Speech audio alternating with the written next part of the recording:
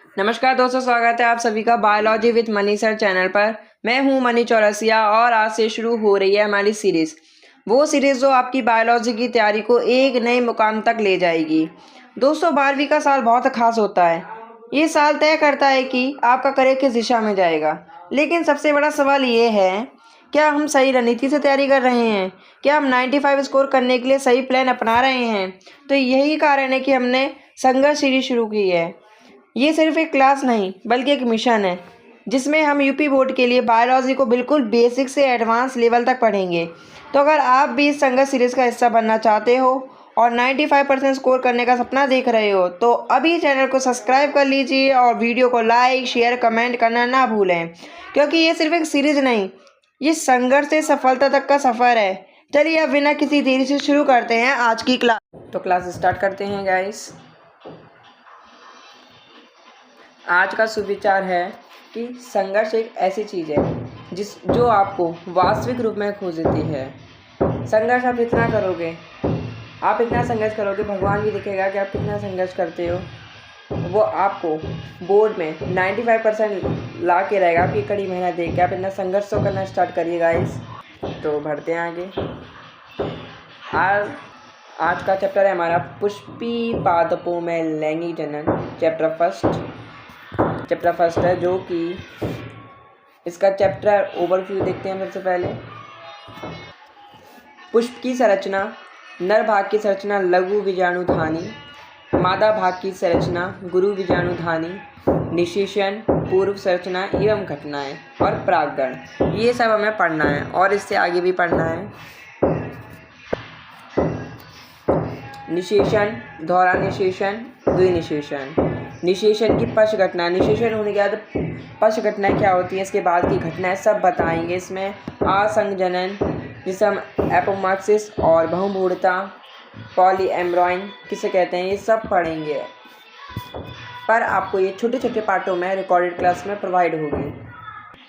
तो आप सभी ने चैप्टर का ओवरव्यू देख लिया होगा कि आपको सिर्फ केवल 8 चीज़ें पढ़नी है फर्स्ट चैप्टर में, और ये आपको एक बेसिक तरीके से समझाया जाएगा।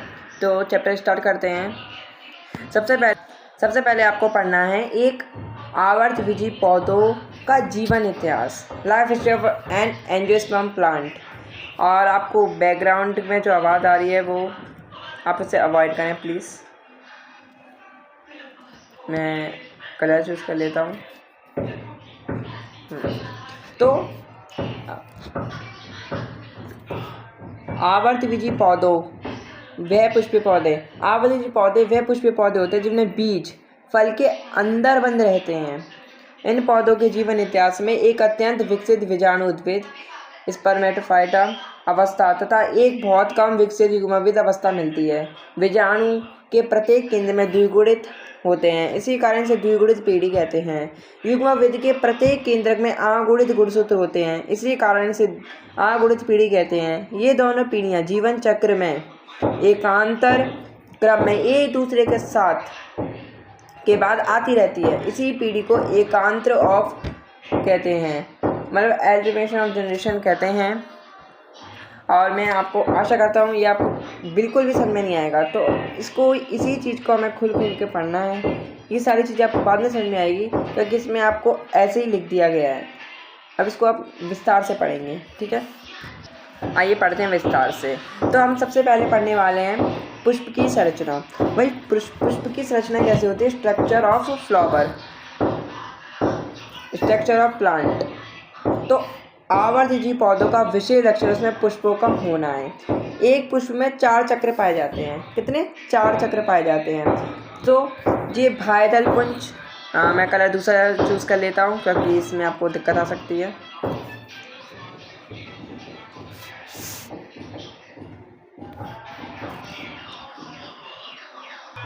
कलर चूज़ कर लिया है। तो एक पुष्प में 4 चक्र पाए जाते हैं, भायदल पुंज, दल पुंज और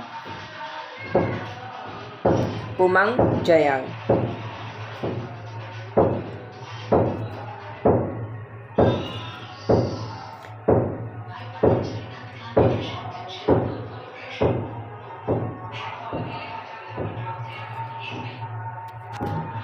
भायदल और दलपुंज, कैलेक्स और कॉर्ला क्या होते हैं? एक सहायक चक्र होते हैं। और पुमंग और जायांग आवश्यक चक्र होते हैं। आई होप आप सभी को समझ में आया होगा। अब आगे बढ़ते हैं। पुष्प की संरचना। अब हम पुष्प की संरचना दिखाएंगे आपको। पुष्प की संरचना ऐसी होती है, पर मैं आपको बना के दिखाऊंगा कि कैसी होती है। आइए बना के देखते हैं।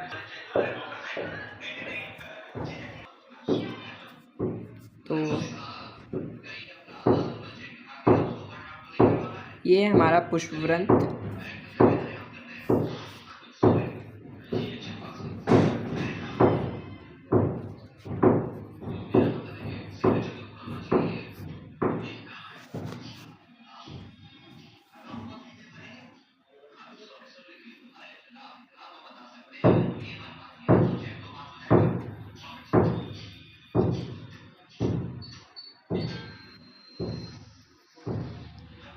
ये हमारा पुष्प जिस पे बैठता है इसे हम कहते हैं पुष्पासन। पुष्पासन।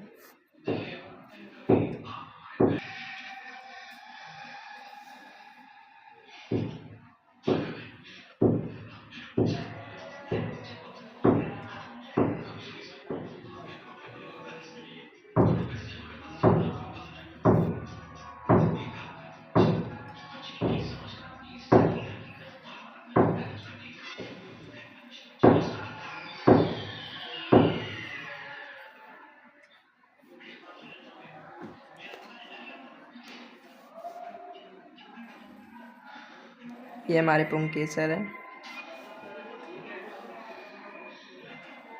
आपको वीडियो वैसे समझ में आ रही होगी।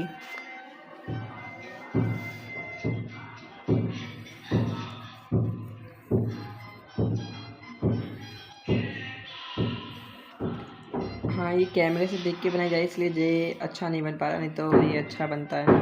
आप अपने आप बनाओगे तो अच्छा बनेगा। ये पुष्पवृंत, ये पुष्पासन, इसको हम कहते हैं दल। इसे हम इंग्लिश में पेटल भी बोलते हैं। ये पुंकेसर, ये इस तरीके से।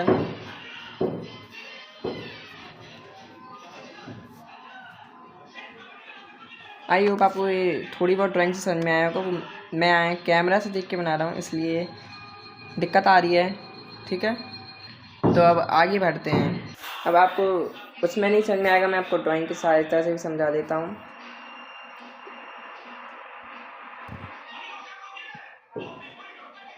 एक मिनट, मैं आपको ड्राइंग की सहायता से बता देता हूँ। ये ऐसा स्ट्रक्चर होता है हमारा।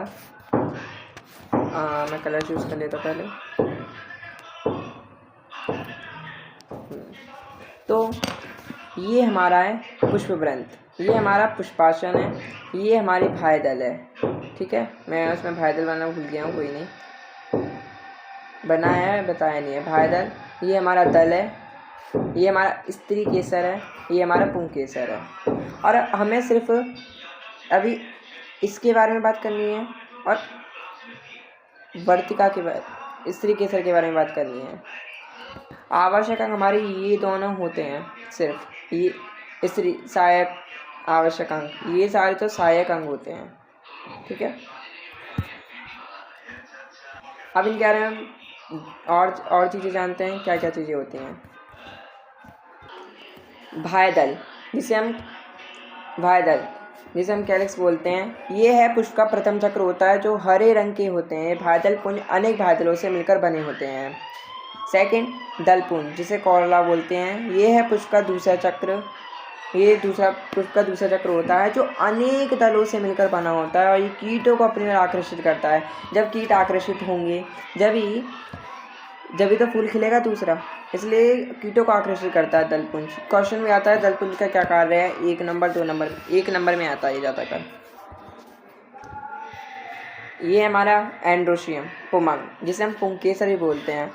पुमंग पुष्प का तीसरा चक्र होता है, ये अनेक पुंकेसरों से मिलकर बना होता है। ये पुष्प का नर भाग होता है।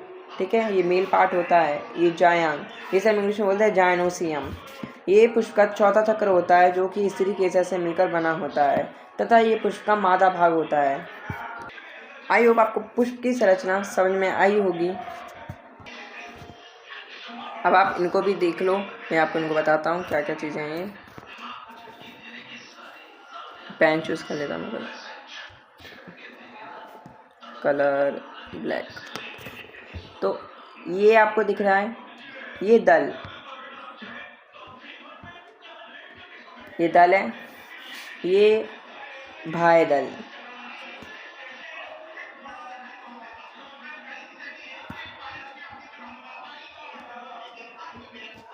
ये आपको छोटे छोटे पुंकेसर दिख रहे होंगे इसमें, ये पुंकेसर है। और ये स्त्रीकेसर, ये पुष्पवृंत, ये पुष्पवृंत नीचे वाली, ऊपर वाली पुष्पासन है। अब हम आगे चलते हैं।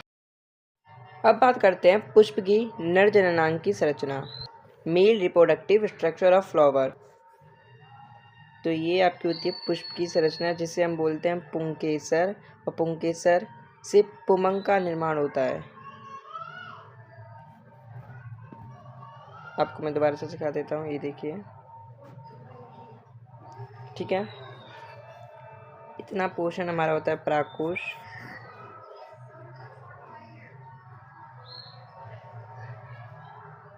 कोश, ये परागकोश है। और ये जो जुड़ा हुआ है आपका संयोजी ऊतक है, संयोजी ऊतक, ठीक है।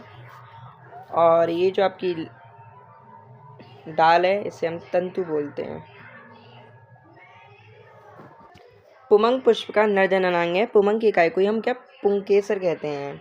और परागकोश क्या है, दो पाली वाला होता है, एक येरी पाली इसकी, एक येरी पाली। मैं कलर चेंज कर लेता हूँ क्योंकि आपको समझ में नहीं आएगा ऐसे। एक पाली ये रही और एक पाली ये रही, इसलिए द्विपालित होता है।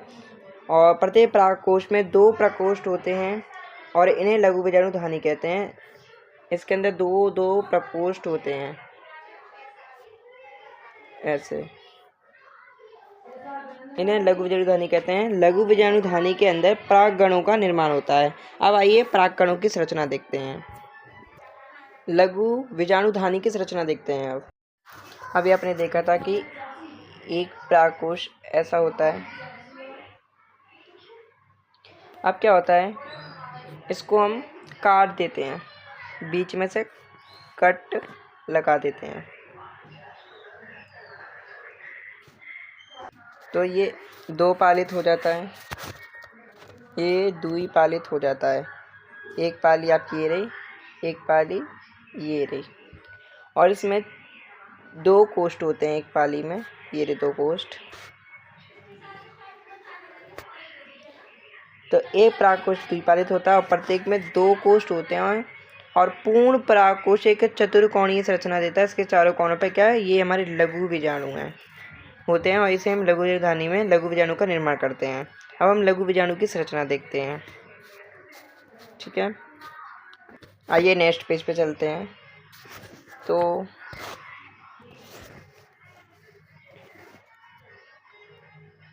ऐसी होती है आपकी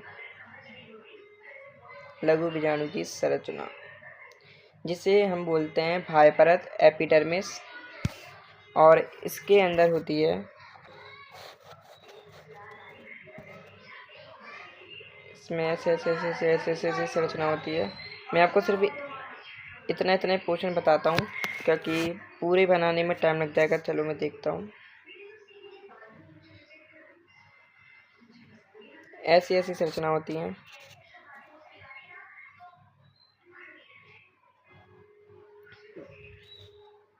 ये मध्य परत होती है। ये एक मिनट, मैं आपको कलर दूसरा दिखाता हूँ।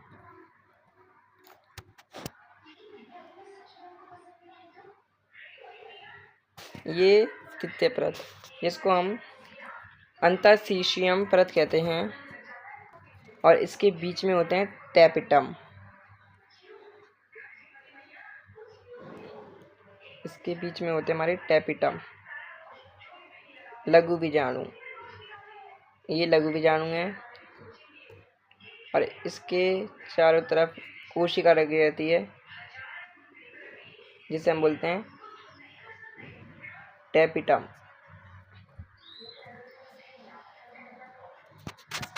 मैं आपको ये कॉपी में भी समझा सकता हूँ अच्छे से, ठीक है। अगर आपको इसमें क्लियर नहीं है तो मैं आपको कॉपी में भी समझा सकता हूँ। अगर आप सभी को समझ में आ गया, मैं आपको इसमें NCERT बेस्ड फ़ोटो भी दिखाऊंगा और जिस टाइम पे मैंने बनाए थे उसकी भी फ़ोटो बता दूंगा। आपको समझ में आए तो बता देना, मैं उसी को फ़ोटो खींच के इसमें लगा रखी हुई है। अब मैं आपको इसको एक्सप्लेन करता हूँ। ये हमारी बाह्य परत है, बाह्य परत, ठीक है। लिखने में दिक्कत होती है तो मैं आपको बता देता हूँ। ये बाह्य परत है, ये सबसे भारी एक परतीय चपटी सतह है और ये वाली सबसे अंदर पिंक की कलर चूज़ करता हूँ मैं, पिंक वाली, ये हमारी अंतःस्थिशियम होती हैं। ये दूसरी एक परती होती है, ये परागकोश के संपुटन में सहायक होती है। और ये हमारी मध्य परत ग्रीन वाली आपको दिख रही है, ये 3 से 5 स्तरीय होती है। ये टेपिटम, ये पैरामिड आकार की एक परतीय स्तरीय होती है और ये बोर्ड एग्जाम में बहुत बार पूछा गया है। टेपिटम के कार्य 1 या 2 नंबर में आते हैं। तो अभी आपको मैं बताता हूँ टेपिटम का कार्य क्या है। जैसे कि विकसित हो रहे लघु बीजाणुओं को पोषण प्रदान करती है, उसे खाना पोषण वगैरह देती है। ये परागकीट का निर्माण करती है। ये टेपिटम एक स्पोरुलिन नामक प्रोटीन स्रावित करता है जो परागकणों को वर्षा, धूल, सर्दी आदि से सुरक्षित करता है। अब मैं आपको दिखाता हूँ सबसे पहले NCERT की फ़ोटो। तो ये रही आपकी NCERT की फ़ोटो है, NCERT बुक की है ये आपका परागकोश है, अनुप्रस्थ काट है और ये हमारा पुंकेसर मतलब नर भाग की संरचना, ठीक है। और अब मैं आपको अपनी कॉपी की दिखाता हूँ, आपको समझ में आ रही होगी।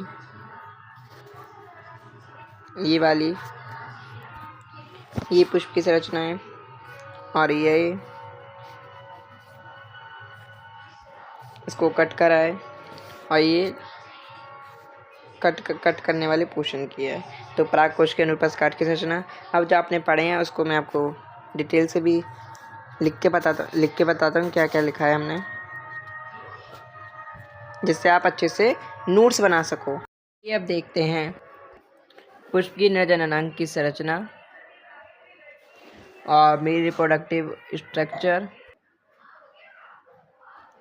पुमंग पुष्प का नर जननांग है और पुमंग की इकाई को ही पुंकेसर कहते हैं। परागकोश 2 पाली वाला होता है, इसे द्विपालित कहते हैं।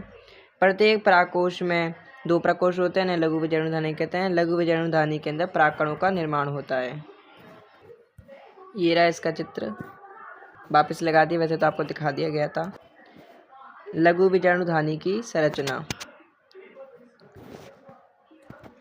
तो एक परागकोश द्विपालित होता है, प्रत्येक में 2 कोष्ठ होते हैं। पूर्ण ये पराग की चतुष्कोणीय संरचना होती है। इसके चारों कोनों पर लघु बीजाणु होते हैं। लघु बीजाणुधानी में लघु बीजाणु का निर्माण होता है और ये हमारा प्राकाशित नहीं है, यहाँ पर परागकोश है, ठीक है।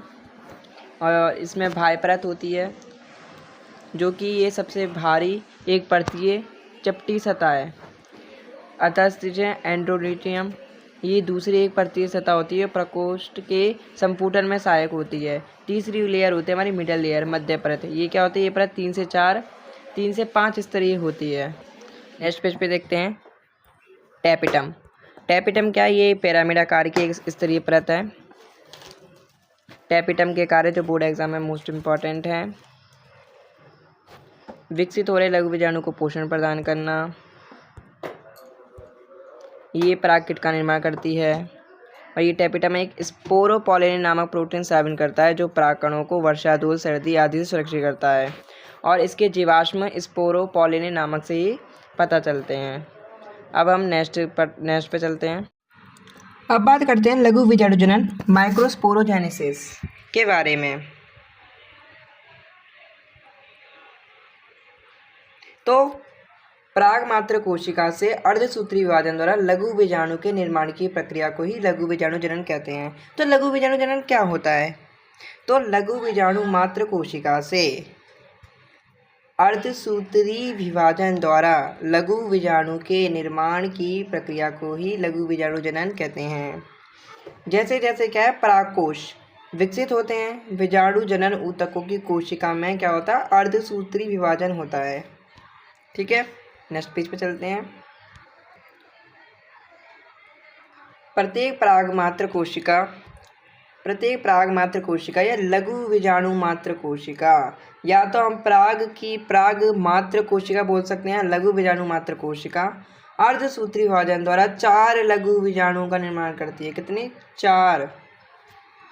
देखिए, पहले अर्धसूत्री विभाजन हुआ, इससे 2 बने, 2 से 4, ये कोशिका द्रव्य में विभाजन हुआ, ये ऐसे हो गया लघु बीजाणु जनन चतुष्क n। ठीक है, अगुणित। नेक्स्ट पेज पे चलते हैं। तो इस प्रकार बीजाणु जनन ऊतकों से अगुणित लघु बीजाणु निर्माण की प्रक्रिया को लघु बीजाणु जनन कहते हैं। अब आगे चलते हैं। अब बात करते हैं प्राक्कण की संरचना, लघु बीजाणु संरचना। प्राक्कण की संरचना स्ट्रक्चर ऑफ पॉलन ग्रेन या स्ट्रक्चर ऑफ माइक्रोपोरो। तो प्राक्कण की संरचना, आप इसको प्राक्कण की संरचना भी बोल सकते हो, लघु बीजाणु भी बोल सकते हो। ठीक है, आपके एग्जाम में या तो प्राक्कण की संरचना आएगी या तो आपके में लघु बीजाणु की संरचना। कभी बार ऐसे पूछता है, कभी बार ऐसे पूछता है, तो आपको पता होनी चाहिए। आइए समझते हैं प्राक्कण की संरचना होती कैसी है और कैसे बना। तो प्राक्कण की संरचना अभी आपने पढ़ा था लघु बीजाणु जनन। तो आपने देखा था कि इसमें 4 लघु बीजाणु का निर्माण हो रहा था। अब इसमें कैसे हुआ था लघु बीजाणु का निर्माण, अभी देखते हैं। ये है आपकी एक कोशिका। ठीक है,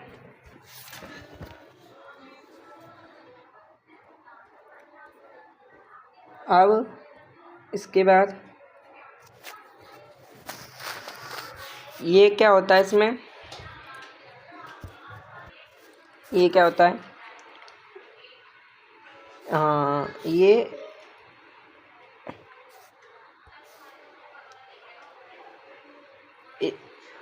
दूसरे प्राक्कण का निर्माण करता है और इसमें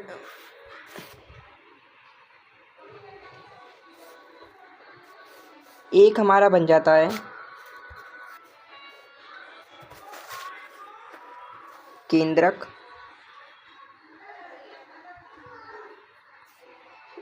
ये भी केंद्रक,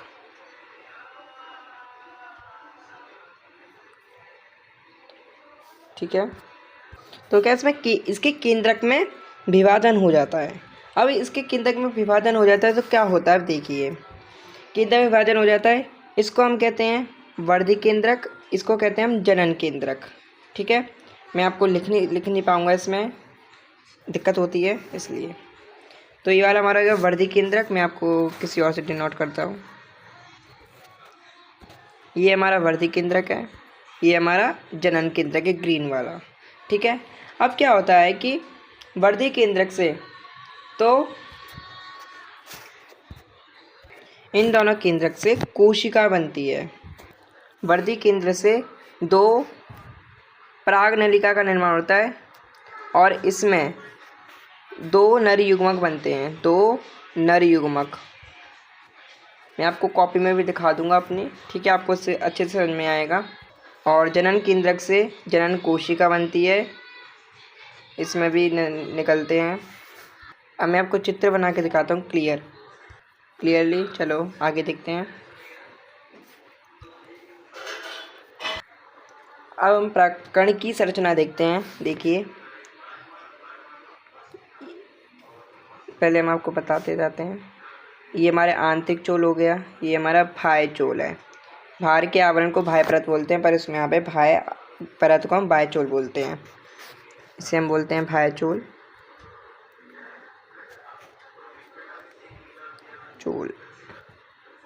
ठीक है, ये हो गया हमारा आंतरिक अंतःचोल।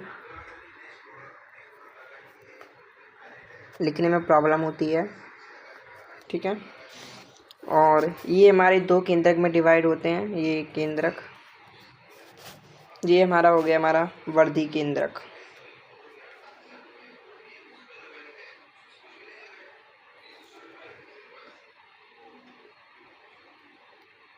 वर्धी केंद्रक, ये हमारी जनन केंद्रक,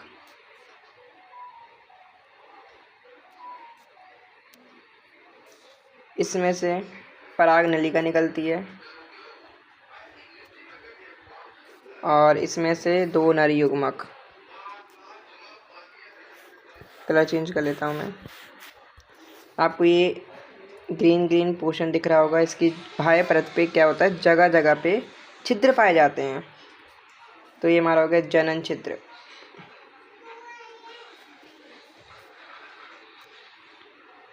छिद्र, ठीक है।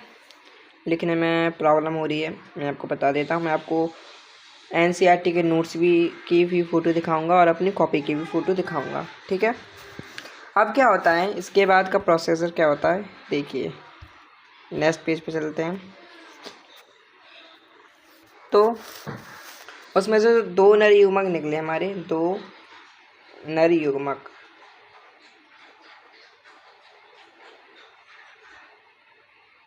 दो नर युग्मक जो निकले हैं हमारे, अब वो कहाँ जाएंगे, अब वो आप देखिए यहाँ जाते हैं।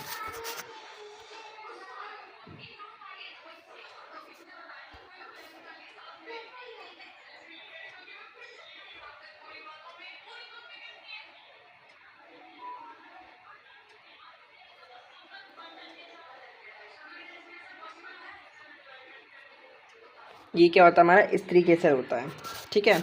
अभी हम इसी के बारे में नेक्स्ट वीडियो में बात करेंगे। अभी आप इसमें थोड़ा बहुत प्रोसेसर जान लीजिए। ये देखिए, ये हमारी इसमें पराग नलिका,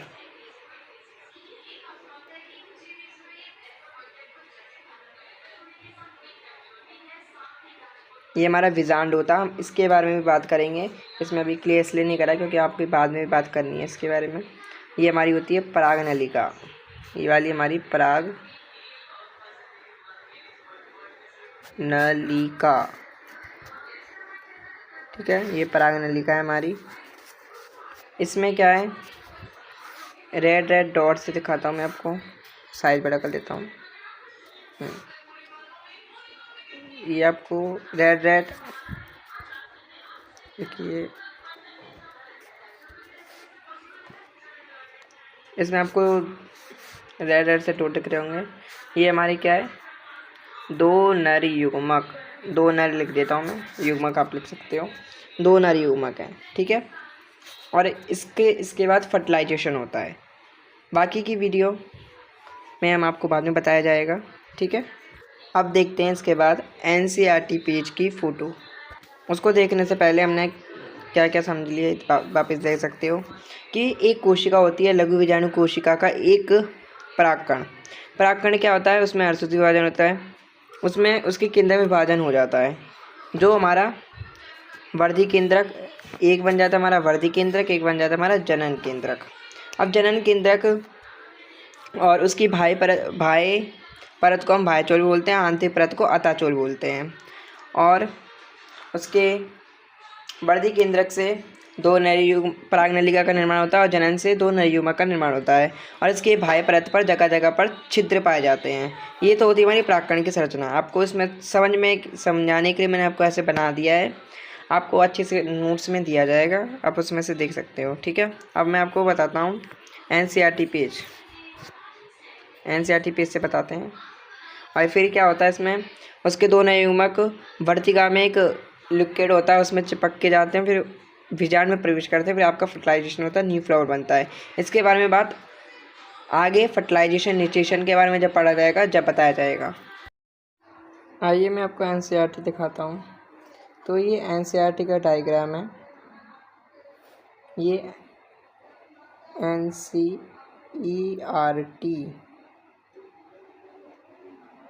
diagram of pollen grain, English में आपको पॉलन ग्रेन पता ही है, परागकण को कहते हैं। तो ये आपकी एनसीईआरटी ने दिया है और ये मेरी कॉपी का डायग्राम है, जिसमें एक कोशिका है, उसके केंद्रक विभाजन हो गया,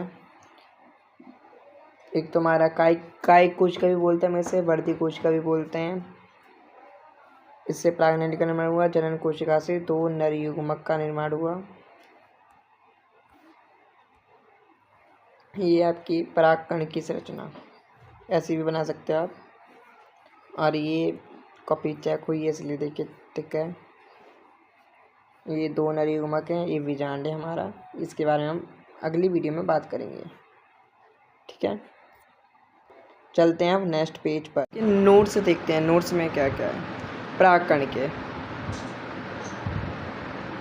तो परागकण क्या है? नर युग्मविद की प्रथम कोशिका है। ये आगुणित कोशिका है, इसमें 2 परतें पाई जाती हैं। बाह्य परत को हम बाह्यचोल बोलते हैं। और बाह्यचोल क्या होता है? बाह्यचोल अत्यधिक प्रतिरोध वसीय पदार्थ से स्पोरोपोलिनेशन से मिलकर बना होता है। परागकणों का जैविक अपघटन नहीं होता। स्पोरोपोलिनेशन से हम इसके जीवाश्म का पता लगाते हैं, ये आपको मैंने पहले ही बता दिया है। आइए नेक्स्ट पेज पे चलते। अंतःचोल, अंतःचोल को हम अंत्य परत को ही हम अंतःचोल कहते हैं।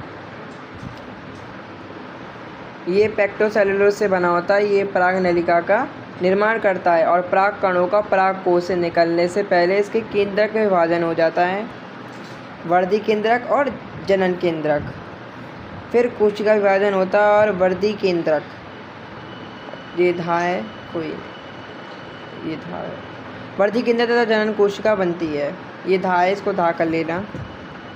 फिर बाह्य छिद्र में जगह जगह छिद्र पाए जाते हैं जिन्हें जनन छिद्र कहते हैं, जिसमें परागनलिका निकलती है। नेक्स्ट पेज पे चलते हैं। 2 कोश की अवस्था में परागकण परागकोश से मुक्त होते हैं और पर परागण क्रिया द्वारा मादा पुष्प में वर्तिका पर पहुँचते हैं। वर्तिका पर पहुँचकर परागण का अंकुरण होता है तथा परागकण के जनन छिद्र के माध्यम से अंतःचोल द्वारा परागनलिका का निर्माण होता है। ये पर परागण क्या है? ये पर परागण हम आपको इसी चैप्टर से रिलेटेड है, इसे हम बाद में कराया जाएगा। आगे देखते हैं। ये परागनलिका बढ़ते हुए बीजांड में प्रवेश करती है। जनन कोशिका में परागनलिका के माध्यम से बीजांड में पहुंचता है। फिर जनन कोशिका परागनलिका के रास्ते में ही समसूत्री द्वारा विभाजित होकर 2 नर युग्मक का निर्माण करता है। आपको इसमें जो भी बताया गया है वो सब आप अपने नोट्स में लिख सकते हो। परागकण की संरचना के बारे में जो भी बताया गया आप लिख सकते हो नोट्स में, ठीक है। आपको ऐसी आगे की वीडियो ऐसी ही क्लास में मिलते रहेंगे। Thank you all of you. और आपको वीडियो को लाइक शेयर, कमेंट और सब्सक्राइब करना ना भूलें। जल्दी मिलते हैं आपको संघर्ष सीरीज की दूसरी क्लास में। Take care, bye bye, tata. ऐसे ही हंसते खेलते रहें। Thank you.